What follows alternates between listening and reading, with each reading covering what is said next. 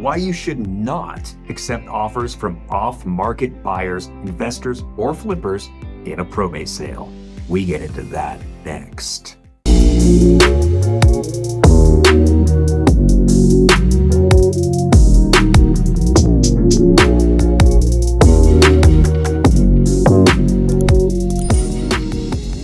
Welcome back to the channel featuring the leading probate real estate team in Northern California. I'm Brendan Moore, Realtor and Certified Probate and Trust Specialist by the California Association of Realtors. And I'm Bill Heyman. I'm a licensed California professional fiduciary, as well as I'm a licensed California real estate broker, and I'm a registered and bonded California legal document assistant specializing in probate. Now, please like this video, subscribe right now. We're a no-cost probate service. We have a team in every county in California where we help people save thousands of dollars and eliminate headaches with our one-of-a-kind probate administration service and real estate listing combo. If it's in California and real estate needs to be sold, you may qualify. So reach out, even if you've started probate with someone else or on your own. Our info is in the About section on this channel. We love your calls, texts, emails, and comments. Now let's get into it.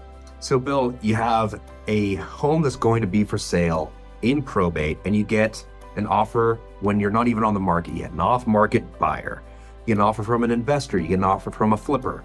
Why should you not accept those offers? Excellent question. Let me start to answer that first by saying that what you have to realize in probate is that when you file the initial petition with the court, it's public record, and anybody and their brother can take a look at that petition, look it up, find it, look at all the details. And that petition has a lot of personal information. It has personal information about the administrator, executor. It has personal information about the heirs, addresses. It has some phone numbers in there. So if you're an administrator or executor of estate, expect a ton of phone calls, mailings, emails from investors, flippers, real estate agents, real estate brokers. You're just going to get a ton of them. It's just part of the process.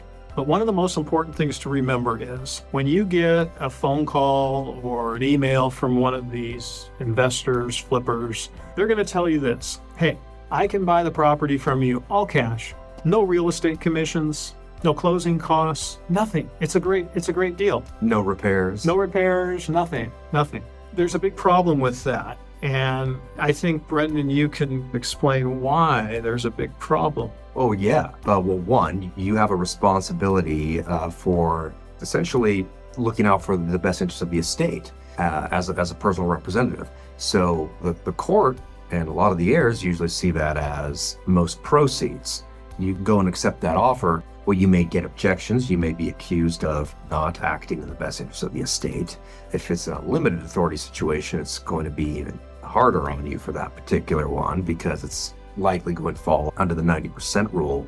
Oh gosh, there's so many other things. You're leaving money on the table. Yeah, because essentially, and I think you would agree, that most of these types of buyers that come at you, they're going to renovate that property, flip it, and resell it. And they have to make a profit. And the only way they can really do that is to buy that property from you at well under market value. So as Brendan just said, you're going to leave a lot of money on the table when you accept an offer from one of these investors or flippers. Yeah, off-market properties nearly always sell well under market value.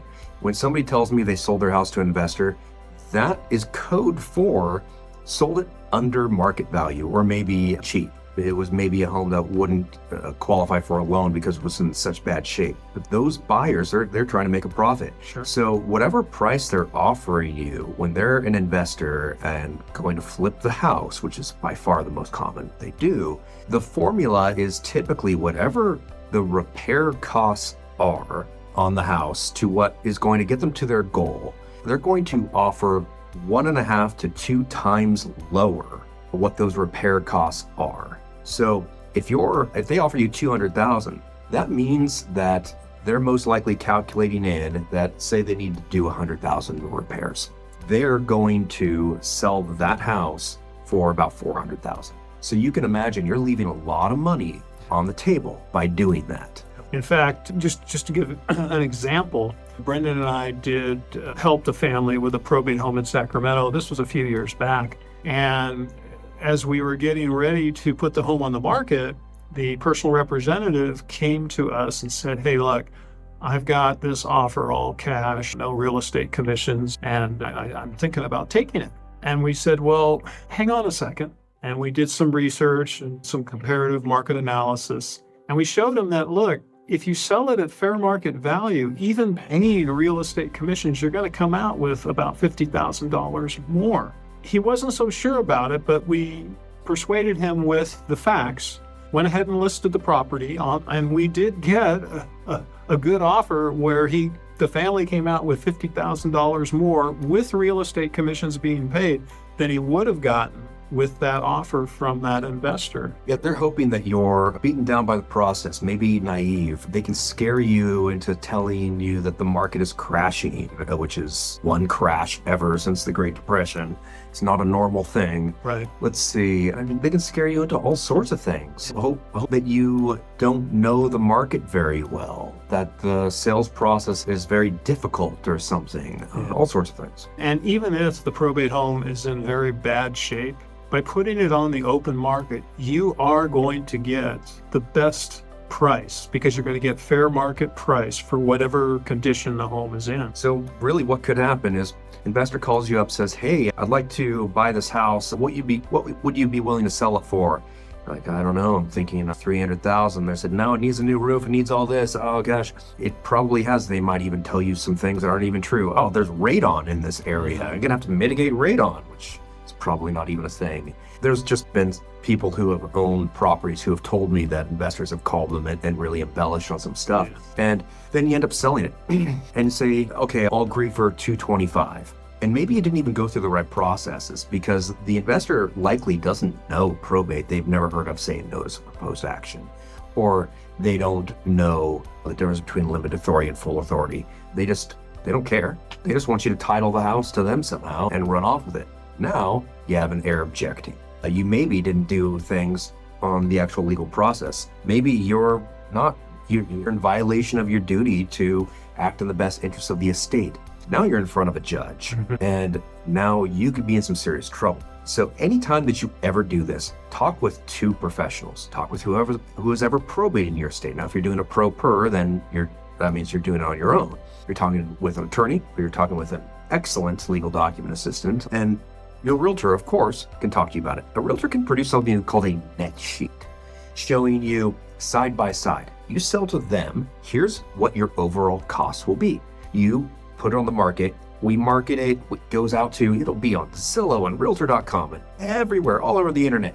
There will probably be, if you put it at that price, a little bit above the price where that investor was offering, you're probably gonna have a line out the door of people looking at the house because no investor offers to lose money.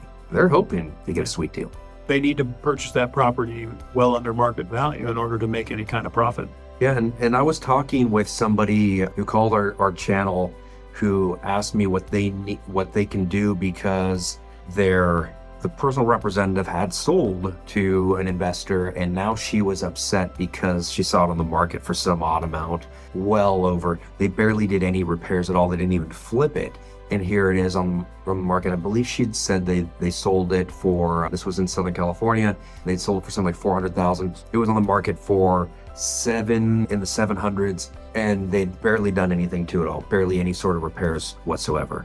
And it was pending sale, which I couldn't advise her on that, but that's the kind of stuff that happens. So watch out. Yeah. Talk with a professional. Everybody thinks they really know real estate very well. It's like it's like an epidemic. People think that real estate's easy when it's vastly complex, especially probate real estate. Absolutely. So, well, I think we've covered most of the reasons why you should not sell your probate home off market or to an investor or a flipper. Yeah, get advice from a realtor. Get a comparative market analysis. Have them show you a net sheet of different scenarios, and go from there. And the best way to get started on that is hiring a probate realtor. Yeah. A realtor who knows probate. I've said it many times, everybody knows a realtor, but not everybody knows a realtor who knows probate. Yeah, and Brendan is a realtor that knows probate. Thank you very much. And Bill here, who probates estates all over the state, has a team of realtors in every single county So if you're in San Diego or Los Angeles or up in Redding, Shasta County up there, Call us. Yeah, call us. Call our numbers on the channel, email, text. I love phone calls. So give us a call and you'll be talking with me, and I'll see what your situation is and direct you over to Bill, really, and then we'll get going from there. But watch this next video called How to Hire a Probate Realtor. It gives you 10 interview questions and the appropriate answers to those questions when talking to a realtor for a probate sale. And there's a downloadable list with an additional 5 questions on it. So there's 10 questions plus an additional 5, 15 questions in all on that downloadable list. It'll appear right over my face.